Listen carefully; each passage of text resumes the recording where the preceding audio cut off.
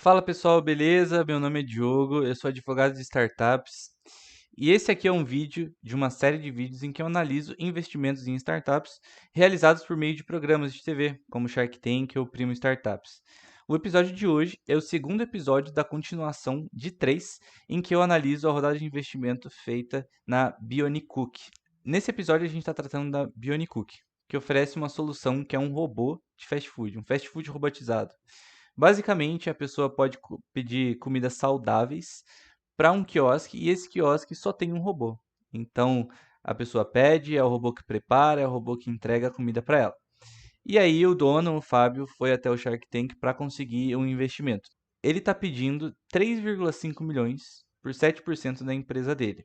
E fazendo um panorama do que eu já falei no outro vídeo, mas resumindo só para vocês terem um contexto, ele informou que ele já possui alguns sócios dentro da empresa, inclusive um deles é um investidor da rodada anterior. Na rodada de investimento anterior, a Bionicook teve um valuation de 10 milhões de reais. E nessa rodada, pela quantia que o Fábio está buscando, o valuation é de 50 milhões.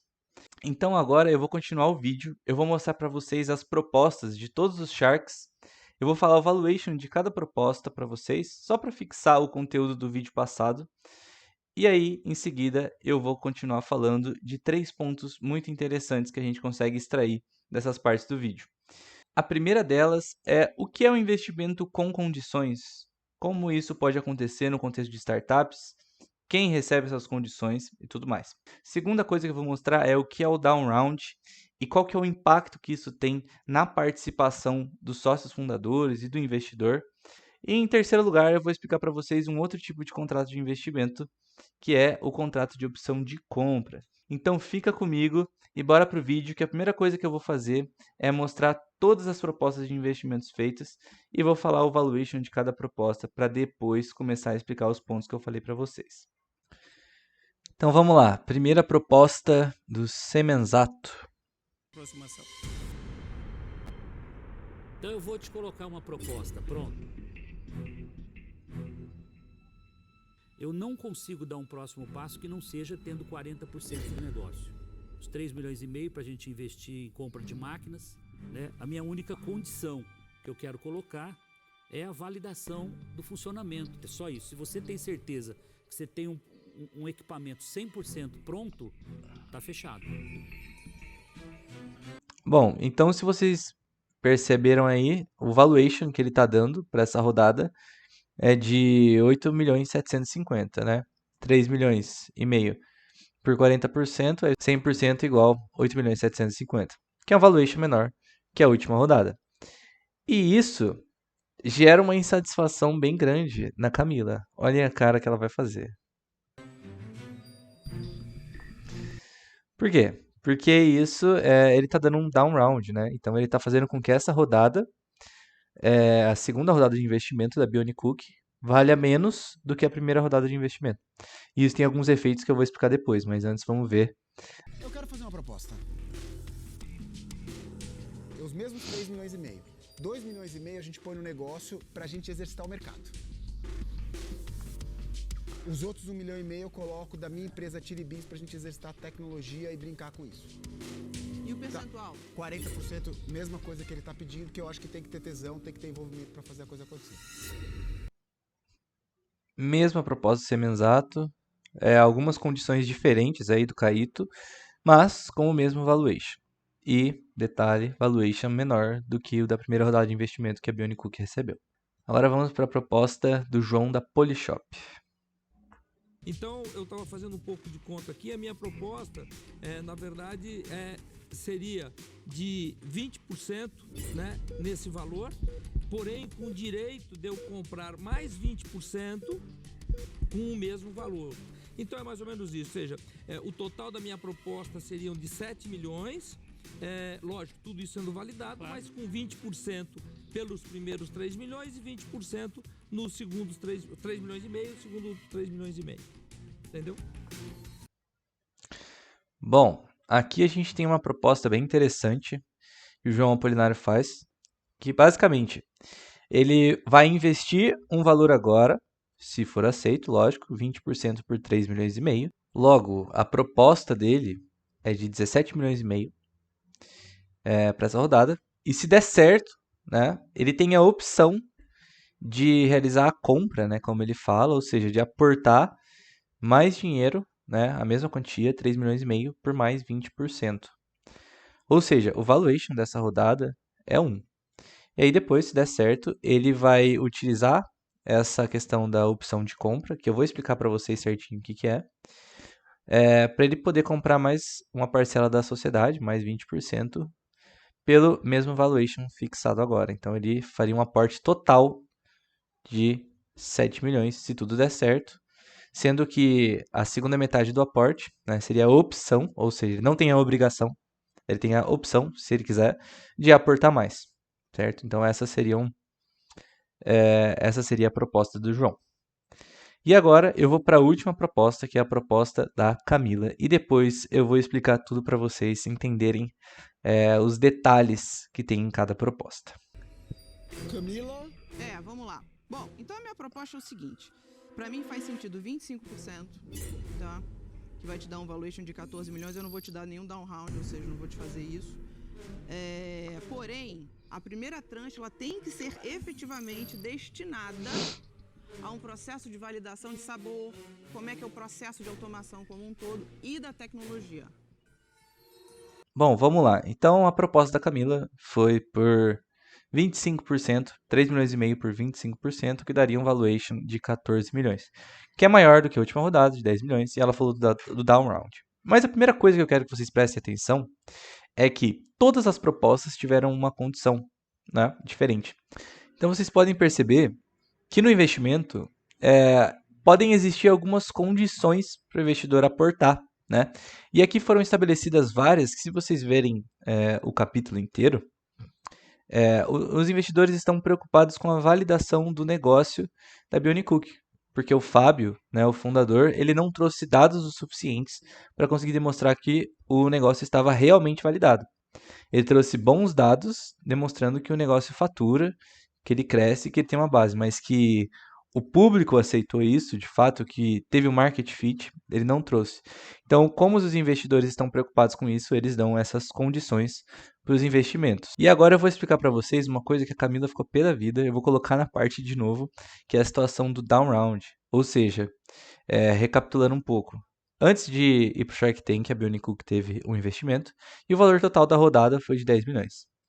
E aí, passou o tempo, em tese ela se desenvolveu, está indo para uma segunda rodada de investimento porque ele precisa de dinheiro, né? O Fábio precisa de dinheiro para tocar, fazer outras questões com a empresa, com a Bionicookie, fazer a Bionicookie crescer mais, utilizar para outras coisas aquele dinheiro. Então, se uma startup vai para uma segunda rodada, a tendência é que essa startup tenha se valorizado e que, portanto, o valuation da startup seja maior também. O que está acontecendo é que aqui nesse caso, a proposta do Semenzato e do Caíto, principalmente, estão reduzindo o valor da startup, reduzindo o valuation, porque eles estão pegando por menos de 10 milhões.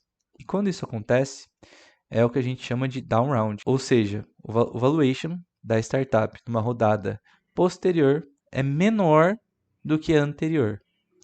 Isso, em tese, pode significar que a startup não evoluiu quanto ela deveria. E por conta disso, existem algumas previsões no contrato que são colocadas, que são chamadas de mecanismo antidiluição. E essas previsões são colocadas a favor do investidor. Uma delas é a proibição ao down round. Ou seja, sempre que um investidor novo entra na startup, o tamanho dela, o valor dela, aumenta também. Só que o que acontece? Com isso, ocorre a diluição das participações societárias dos sócios e de todas as pessoas que têm direito. E isso é o que eu expliquei no primeiro episódio, no cap table. Então, esse mecanismo antidiluição, ele serve para fazer com que, numa situação em que houve um primeiro investimento e que você espera que a startup cresça, lá na frente, se ela não crescer o que eu estou esperando, pode entrar outra pessoa que eu não vou ser diluído. E nesse caso, pode acontecer um down round que eu não vou ser diluído. Eu não sei se existe essa cláusula no primeiro contrato de investimento, mas é muito comum ter. E se existir essa cláusula, quem arca com os prejuízos da diluição é o Fábio. é o fundador. Ou, se for uma startup com mais pessoas, são os fundadores. Então, ao invés deles diluírem uma porcentagem proporcional entre todas as pessoas que têm direito sobre participação, eles acabam se diluindo um pouco a mais. Então, vamos olhar o que a Camila fala em relação às propostas do Caíto e do Semenzato. Vamos lá, ele fez um valuation de 50 milhões, tá? Sendo que ele teve um aporte que era 12 milhões e meio, ou seja, essa sua próxima rodada, né? Ela seria, você está pedindo aqui 50 milhões, e aí eu já falando aqui dos meus colegas da proposta deles, eles estariam dando um down round em você, ou seja, o que eles propuseram para você estaria abaixando, Mas ela tá falando mal da nossa proposta e nem fez a proposta, como assim? Então vamos lá, Camila ficou bem chateada. E é justamente por isso, porque a proposta deles é menor do que 10 milhões, menor do que a rodada anterior. Então eles estão dando um down round, né? E como eu falei, podem existir algumas previsões contratuais em que o fundador, o Fábio, no caso, ou se tiver mais de um fundador, vão ser prejudicados por conta desse down round. Agora, vamos para o terceiro ponto desse vídeo, que é a condição do João, da Polishop, que ele fala que ele investiria 3 milhões e meio por 20% e depois, se tudo tivesse validado, ele investiria mais 3 milhões e meio por mais 20%. Ele falou que ele teria a opção de compra, né, de mais 20%. Na prática, o que é isso? A opção de compra ou a opção de subscrição, que são praticamente a mesma coisa, são dois tipos de contratos diferentes do mútuo conversível, certo? Nesse caso da entrada de investidores, geralmente acontece pela subscrição. Aqui é uma parte mais técnica do direito, mas basicamente é o seguinte: quando você subscreve, está aumentando o tanto de partes de um negócio. Então, estou subscrevendo, estou emitindo novas cotas, novas ações. Então, na subscrição, você está aumentando uma parte do negócio. E na compra, você está retirando de alguém que tem para passar para outra pessoa. A quantidade vai ser a mesma. Geralmente, no investimento, ocorre a subscrição, ou seja, aumenta o número de cotas e ações da sociedade.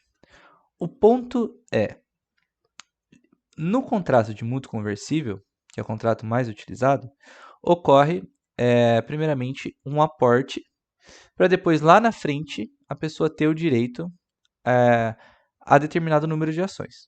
Agora, na opção de compra, na opção de subscrição, o que acontece é que o dinheiro não entra primeiro. Primeiro acontece alguma condição e depois o investidor, ele pode, se ele quiser, colocar dinheiro. Ele tem a opção de colocar dinheiro.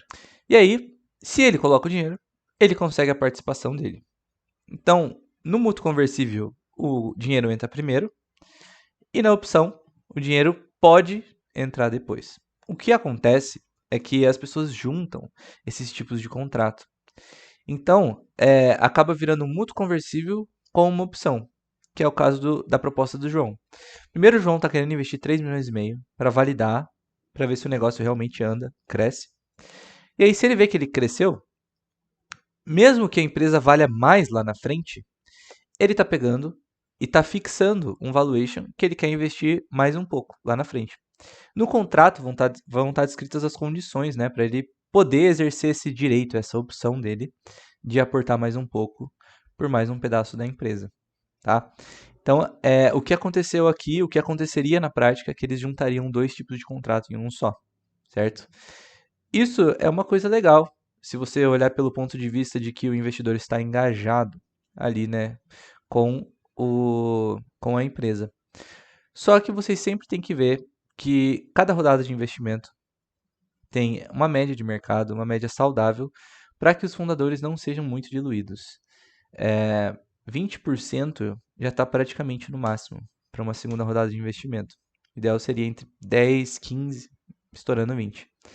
Agora, se ele quiser pegar mais 20%, talvez não seja tão legal para o futuro aí dos fundadores, principalmente do Fábio, porque ele vai ser muito diluído lá na frente. E isso pode até afastar novos investidores.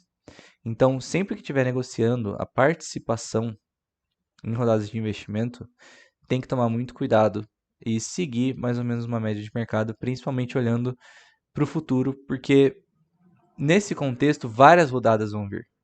Uma startup sempre precisa de uma nova rodada, a depender de para onde que está o crescimento dela ou quais as necessidades do dinheiro. Então vamos recapitular aqui o que aconteceu nesse episódio, né? Primeiro a gente viu que cada um dos investidores fez uma proposta com condições. Então os investidores eles podem dizer que eles vão investir, só que a startup tem que cumprir uma série de condições para que esse investimento seja válido. A gente viu que a Camila alertou o Fábio a respeito do down round. O que é o down round? É quando uma rodada de investimento posterior tem o valuation da startup menor do que a rodada anterior. E o problema disso na prática é que geralmente nos contratos de investimento o investidor é protegido contra um down round. E se acontece o down round, quem arca com as consequências, ou seja, quem é diluído em maior parte, é o fundador, ou os fundadores, ou todas as pessoas que têm participação ali, e não sejam protegidos por uma vedação ao down round. E o terceiro ponto é que existe mais de um tipo de contrato de investimento. 2 deles são os contratos de opção de compra ou opção de subscrição. Na opção de compra, você pega a participação de alguém que já tem, e na opção de subscrição, que é o mais comum, é quando você acrescenta no patrimônio da sociedade, aumentando o número de cotas, aumentando o número de ações. E nesse caso, é uma prática você juntar o contrato de mútuo com opção de subscrição, por exemplo, em que você primeiro aporta um dinheiro e lá na frente, se alguma condição ali para você exercer a sua opção de subscrição, opção de compra, for cumprida, você pode aportar um pouquinho mais. E é isso que eu tinha para falar para vocês hoje. Agora, no próximo episódio, que vai ser o último episódio da Bionicook, o último episódio do episódio da Bionicook, que tinha muita coisa para falar, eu vou falar do quê? Deixa eu ver aqui. Então, no próximo episódio, eu vou mostrar qual foi a proposta que o Fábio aceitou. Dando um spoiler, ele aceitou uma proposta. Vou mostrar como vai ficar a participação dos sócios após a entrada desse investidor. E no final vou mostrar alguns cuidados que toda startup deve ter com a entrada de um investidor. Então é isso, pessoal. Espero que vocês tenham gostado. Se você chegou até aqui, provavelmente é porque você gostou. Então deixa um comentário aí, dando seu feedback, deixa sua curtida, se inscreve no meu canal e até o próximo episódio. E se você não viu o primeiro, clica lá porque é muito legal.